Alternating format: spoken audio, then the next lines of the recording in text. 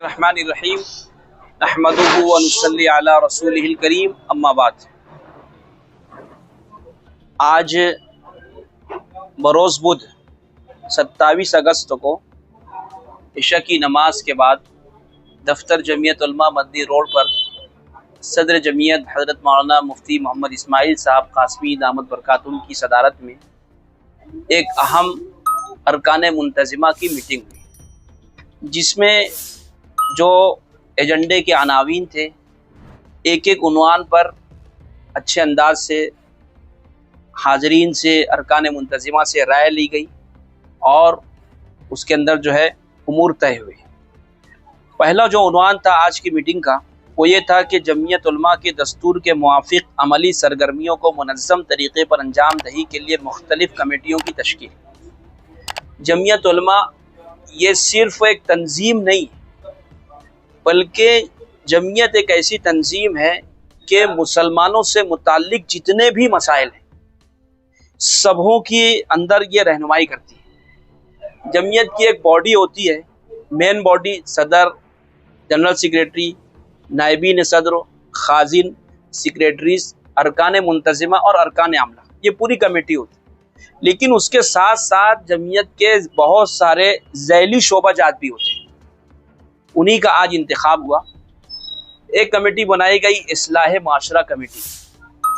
اسی طرح سے یاد محبان وطن کمیٹی بنائی گئی۔ اصلاح معاشرہ کمیٹی کا کام یہ ہوتا ہے کہ شہر کے اندر جو برائیاں پنپ رہی ہے اس کے تعلق سے اپنی ایکٹیویٹیز کو عمل میں لانا، جلسے وغیرہ کرنا، کچھ تحریریں جاری کرنا۔ یاد محبان وطن کی جو کمیٹی ہوتی ہے اس کا کام یہ ہوتا ہے کہ جب اگست کا مہینہ آتا ہے تو ملک کی آزادی کے اندر جن لوگوں نے اپنی جانوں کا نذرانہ پیش کیا ہے بطور خاص مسلمان اور علماء کرام، ان کی قربانیوں کو کارنر میٹنگوں کے ذریعے سے، مساجد کے ذریعے سے، مکاتب کے اندر جا کر کے، اسکولوں کے اندر جا کر کے اور پھر 15 اگست کو بڑا پروگرام کر کے عوام کو جو ہے ہندوستان کی آزادی کی تاریخ سے واقف کرانا۔ تیسری کمیٹی جو بنی وہ لیگل سیل کی کمیٹی بنی کہ بھائی لوگوں کے جو مسائل آتے رہتے ہیں، ملی مسائل جو ہیں خاص طور سے، تو اس معاملے میں جمعیت ان کی رہبری کرے گی، رہنمائی کرے گی۔ جمعیت علماء یہ بہت پرانے وقتوں سے جو ہے اس سلسلے میں کام کاج کر رہی ہے، اور اس کا یہ جو لیگل سیل کا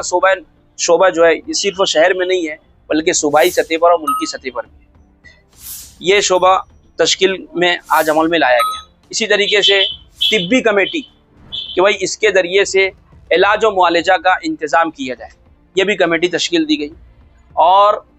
اسی طریقے سے اصلاحی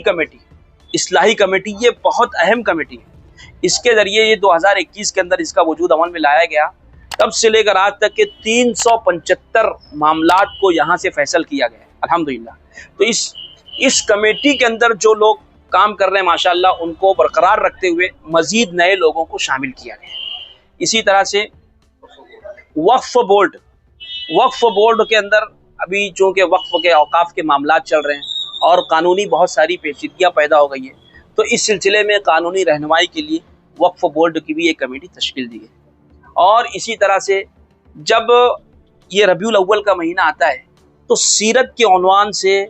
امت مسلمہ کے اندر رہبری اور رہنمائی کے لیے ایک پروگرام وغیرہ کرنے کے لیے سیرت کمیٹی کی تشکیل عمل میں لائی گئی ہے۔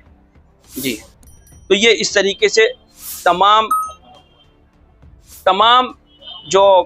کمیٹیاں تھیں اس کی تشکیل عمل میں لائی گئی۔ اور ایک اور اہم کمیٹی ہے تحفظ ختم نبوت۔ نبی اکرم صلی اللہ علیہ وآلہ وسلم کی نبوت سے متعلق باطل فرقے وقتاً فوقتاً وجود میں آتے رہتے ہیں، ان کی سرگرمیاں وجود میں آتے رہتی ہے، جیسے شکیلیت کا فتنہ ہو گیا، بہائیت کا فتنہ ہو گیا، یہ سب ایسے سارے فتنے جو آتے رہتے ہیں، اس کی سرکوبی کے لیے بھی یہ تنظیم، یہ جو شعبہ ہے اس کو قائم کیا گیا۔ دوسرا عنوان تھا مرکزی اصلاحی کمیٹی کے جلسے کے لیے تاریخ کا تعین۔ یہ اس جلسے کے ذریعے سے یہ چاہا جا رہا ہے کہ بھائی لوگوں کے اندر اصلاحی کمیٹی کی کیا ایکٹیویٹی ہوئی اب تک کے اس کو اجاگر کیا جائے اور لوگوں کو آمادہ کیا جائے کہ لوگ کورٹ کچہری میں نہ جاتے ہوئے اپنے فیصلوں کو یہ جو ہے اصلاحی کمیٹی کے ذریعے سے اور مساجد کے اندر جو قائم ہے ان کے ذریعے سے، جمعیت کے اندر جو قائم ہے اس کے ذریعے سے اپنے اس کام کو انجام دیں۔ تو اس کے لیے یہ بات طے ہوئی ہے इंशाअल्लाह नवंबर के महीने में एक बड़ा इजलास लिया जाएगा, जिसमें जो मरकज़ी शख्सियात है, दारुल उलूम देवबंद है, इस तरीके से टाबेल है, जमीयत उलमा हिंद है, जो ऐसे मरकज़ी जो तंजीमें और इदारे हैं वहाँ से रब्ता करके किसी न किसी को बुलाया जाएगा। जो मुतवक्किल मुकर्रिरीन के नाम आए उसमें मुफ्ती अबुल कासिम बनारसी हैं और मौलाना सैयद अशद रशीदी है, टाबेल से मुफ्ती हिफ्जुर रहमान सिमलकी वगैरह उनके नाम हैं। इसी तरह से सीरतुन नबी सल्लल्लाहु अलैहि वसल्लम के मुतालिक सीरत का प्रोग्राम, इस ताल्लुक से ये बात तय हुई कि 12 रबीउल अव्वल को जलसा जूनी मस्जिद इस्लामपुरा के अंदर इशा की नमाज के बाद होगा। इसके मुकर्रिर ख़ास हज़रत मौलाना मुफ्ती मोहम्मद इस्माइल साहब कासमी दामत बरकातुहुम होंगे और उसमें हज़रत के खिताब से क़ब्ल है ना नात गो जो शुआरा हैं उनको बुला करके अल्लाह के नबी सरकार दो आलम सल्लल्लाहु अलैहि वसल्लम की शान में मदह सराई भी की जाएगी। इसके लिए भी बातचीत चल रही है अल्हम्दुलिल्लाह। और दीगर उमूर बइजाज़त सदर में कई चीज़ें आई। एक तो दीनी तालीमी बोर्ड का जो मामला था उसके ताल्लुक से भी बात आई और उसके ताल्लुक से हज़रत सदर मोहतरम ने कुछ हिदायत दी हैं और कुछ अफराद को मुतय्यन किया, वो इंशाअल्लाह उस मिल करके इस तरीके से काम काज करेंगे। और इसी तरह से जमीयत का जो हिसाब है वो भी इंशाअल्लाह अगली मीटिंग के अंदर 2 साल का जो हिसाब है वो खाजिन को हज़रत ने हुक्म दिया है, इंशाअल्लाह वो भी अगली मीटिंग के अंदर पेश किया जाएगा। मैरिज सर्टिफिकेट से मुतालिक भी ये बात आई कि भाई वक्फ ये पासपोर्ट वगैरह बनाने के लिए पासपोर्ट ऑफिस के अंदर मैरिज सर्टिफिकेट लगता है। तो इस ताल्लुक से पिछले